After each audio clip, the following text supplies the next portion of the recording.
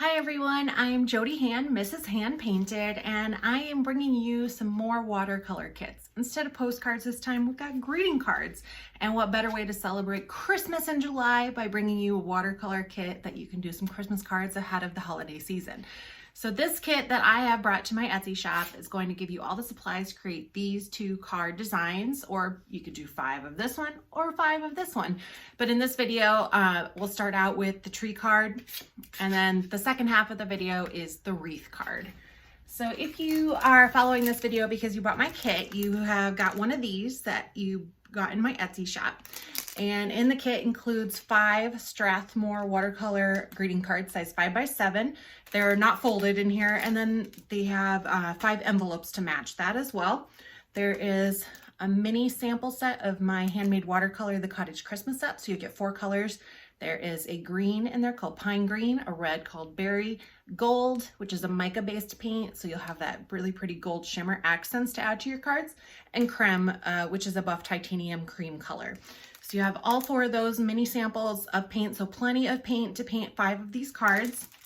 And then I have full color instruction sheets that go step by step through each card design, as well as a sheet of sentiments that you can trace onto your cards to use, and a little brief tutorial on how to do roses as well. So there's a little step-by-step instruction sheet for that in there too.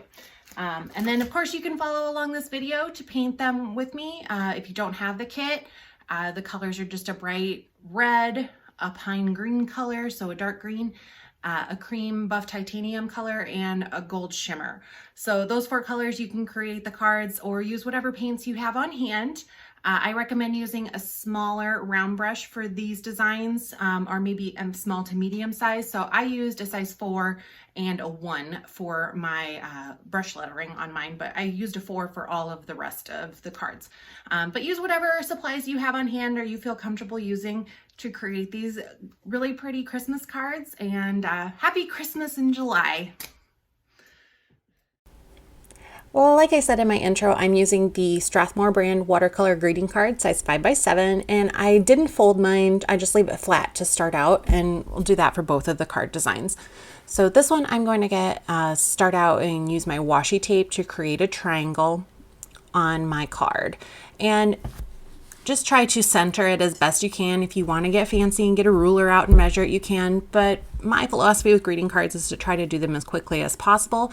And if you're going to do all 5 at once or multiples, measuring them can be a little bit tedious. So just kind of eyeball it and leave about 1 inch or 2 at the top to leave room for a little star at the top of your tree.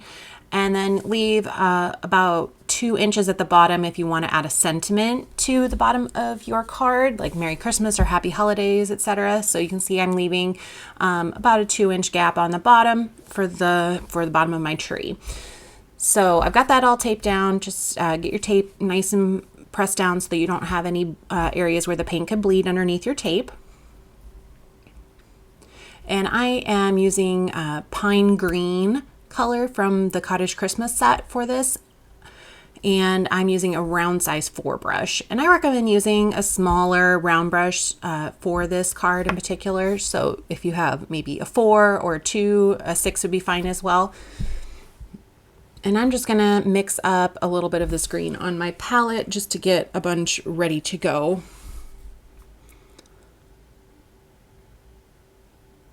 I apologize for the little bit of shaking on my video. My mount is on my desk and it seems to just wiggle a little bit when I'm mixing things. All right, so I am going to go ahead and just start at the bottom here, and I'm making just thin lines across. And I'm leaving a little bit of a gap in between my different lines just so that you can see the definition of the lines. And you can make them a little bit different thicknesses if you want to mix up your greens, if you have some other green watercolors you want to use, or if you want to use the 4, if you bought the kit, you could add a little bit of the creme color to it, or you can mix gold or a little red just to get some different shades of green, and you can do that going across as you move upward on the card. All right, so I'm just continuing on up until I get to the top of my triangle. And this is a pretty quick card that you can put together. So like I said, if you want to do a whole line of 5 of them at once, you could just line them all up on your desk or your table and just do all of this step all at once, especially if you want to make a whole bunch of cards to send out. Now you can just remove the tape at any time here. Just be careful not to smear your wet paint, or you can just wait for it to dry, and make sure you pull it away at a really sharp angle away from the paper so that it doesn't peel up any of the paper with it. Usually washi tape is pretty light tack, which is why I like to use it for painting, because it tends to not stick so badly that it rips your paper when you remove it. And I'm just drying my tree really quickly here. And the reason we're drying that between steps is because we're going to layer red over top for like some little ornaments on our tree. And we just don't want the red to bleed into the green layer if it's not dry. If you're doing multiples of these, I bet by the time you get done with the last tree, your first one might be dry enough to go ahead and add your red ornaments. So I am just going to make some random circles across my paper. And I'm realizing here that I didn't quite get that one spot dry enough and my red started to bleed a little bit. So not everything is perfect that I do. All right, so just making sure that was completely dry. And then I'm just going to add red circles just randomly. They don't need to be perfect. You can just kind of make some loose little circle shapes across the tree in random areas. And you can make them different sizes if you don't want to make bigger circles, or you could completely skip this step too. It's up to you. It's your artwork. You can make it however you want.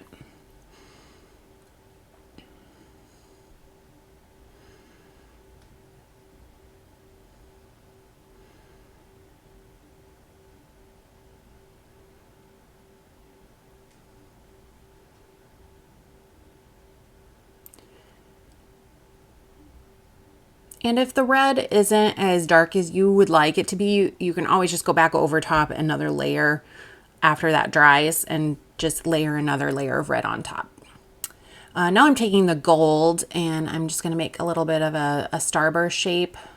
I'm not making anything really fancy. I'm just making lines going across each other just to make a little starburst at the top of my tree.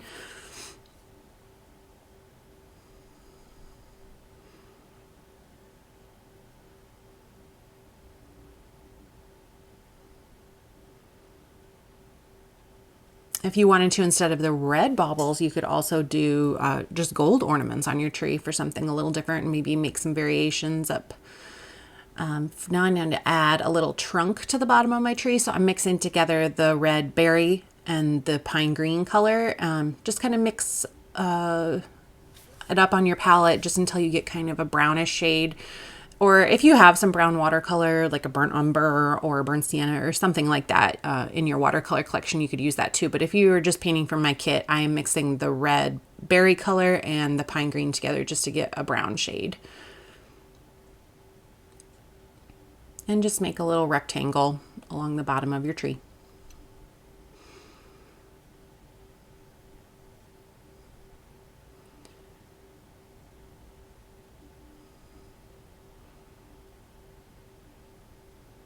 I'm just trying to fix my little rectangle there. It was a little wonky looking. All right, so after that dries, so I don't smudge any of my paint, we can add our sentiments. And if you have my kit, I have this sheet included in the kit. Or if you don't, I have this as a PDF available on my website as well, and I'll link that in the comments of the video or the description. And I'm just using a light pad, and I'm just choosing a sentiment off of here, and I'm just going to lightly trace it with a water-soluble graphite pencil. These are Faber-Castell brand that I'm using. They're really nice, and I'm using the HB hardness, so it's the lightest one. So I'm just going to lightly trace over. I chose Merry Christmas for mine.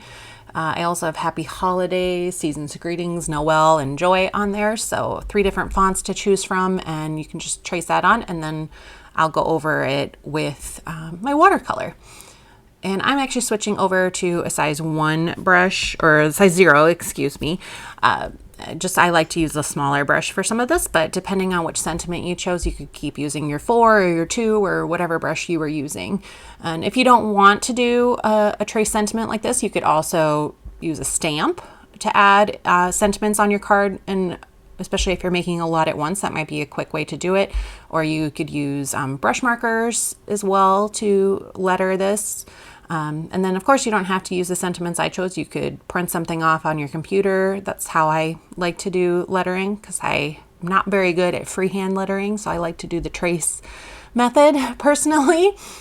So that's an option as well. So you could do that, or just freehand something, or have no sentiment at all. That would be good too. Just move your tree down a little bit when you go to tape it off.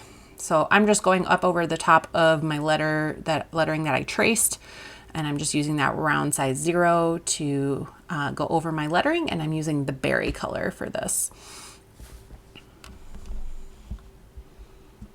And that is the last part of this card. So I'm gonna speed up through this last little part here, and then we can paint the other design if you want to keep following along.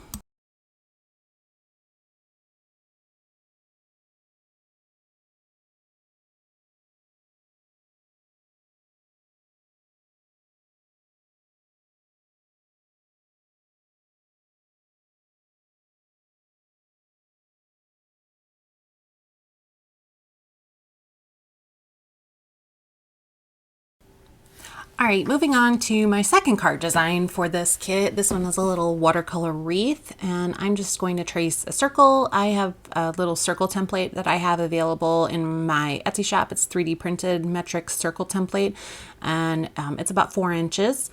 And it has a bunch of other smaller circles, and you can get that on my Etsy shop if you are interested in one of those. Otherwise, just find a bowl or a cup or something else circle shape, maybe a roll of tape. Trace a very light circle in pencil, and if you get it a little dark, you can just erase that with a kneaded eraser. I like those because they don't make a bunch of little shavings that get all over your paper. So I am going to go ahead and start out with the color berry, and I'm going to make some red berries along my line, and I like that as a nice guide so that I don't get a weird looking circle and it's nice and even. So I'm making some circle shapes with my color berry, and I kind of trace around the outside of it, and then I fill in everything except one little spot that will be like my light reflection point, and this helps the berries look more round as opposed to just a flat circle.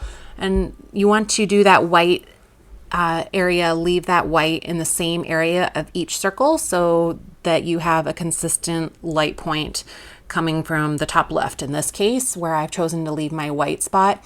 And if you accidentally fill it in, it's not a big deal.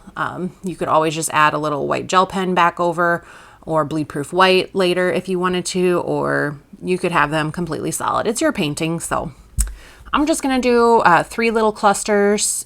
I like to kind of, when I do wreaths, like almost like a triangle. I like to do odd numbers of things. I don't like it to be too even on each side because sometimes it can look a little strange when it's done. So I like to do odd numbers of things.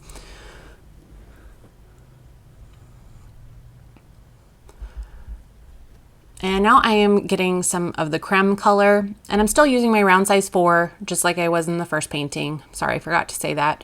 I'm going to do some rose shapes here, and I'm just doing some very loose C shapes going around. And then I'm going to dip my brush in the water and just kind of dry that off a little bit, and then use that to spread around that outside layer. And if you want a little bit more detailed instruction on how to paint roses, I do have another video here on my YouTube channel where I do roses using different types of paintbrushes. So you could follow along with that and find your preferred way of painting brushes or painting roses with different brushes. But I'm just trying to do these very quickly. I don't want it to be too detailed or fancy. They're just really loose roses. And I'm just going to do, like I said, again, in almost like a triangle. I've got 2 on one side and 1 on the other. I'm doing an odd number so they don't get too even, but I'm also still trying to balance out my wreath. And I will add some gold accents after this dries, just to make those a little more prominent and give them a little more shine after I get the other elements painted in. So here I'm just mixing up a bunch of the pine green on my palette, and I'm going to add some leaves to my roses. So I'll have a couple coming out from in between these 2 roses. And when you're creating leaves, you'll start out with just the point of your brush and then apply pressure as you move away, and then lift your brush as you get back out to the outer point. And then I'll just add another couple leaves coming off of this rose.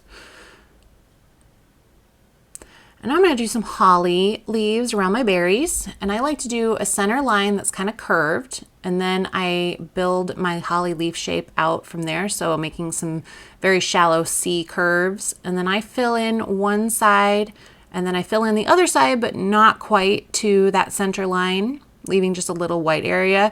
But if you accidentally fill it all the way in, that's fine, because I'm going to go back over everything with the gold accents, using that gold paint to create extra vine details. See there, I filled that one in all the way by accident. So I'm just going to add a couple holly leaves to each of these berry clusters.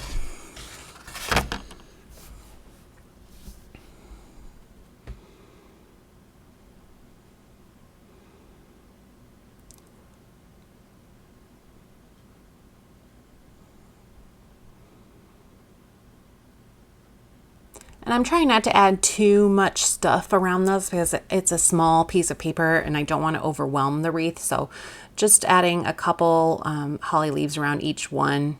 And then I'm going to fill in the empty areas with some pine needle strokes. And I'll show you that here in just a second. If you want to practice some of these elements like the leaves or the berries, roses, etc., just find a piece of scratch paper, your watercolor paper, and practice that. So for the pine needles, I'm just making a line for my guideline, and then from that center line, I start in the middle and stroke outward from that center line with light strokes so that I get really nice thin lines. Just kind of anywhere there's some empty areas, you can add in some little pine needle accents. And just so that you don't go a little too overboard in filling it in, just after each one you paint, just take a step back and look at it and make sure that everything's looking nice and even and you don't have it too heavy on one side. And also make sure you're leaving room in the center if you wanted to paint a sentiment in the middle. I'm going to choose the word joy from my little sentiment sheet that's included in my kit, or it's also available as a PDF on my website. You can find that under the download section. And you just add a couple little green strokes coming out from around the flowers or the berries.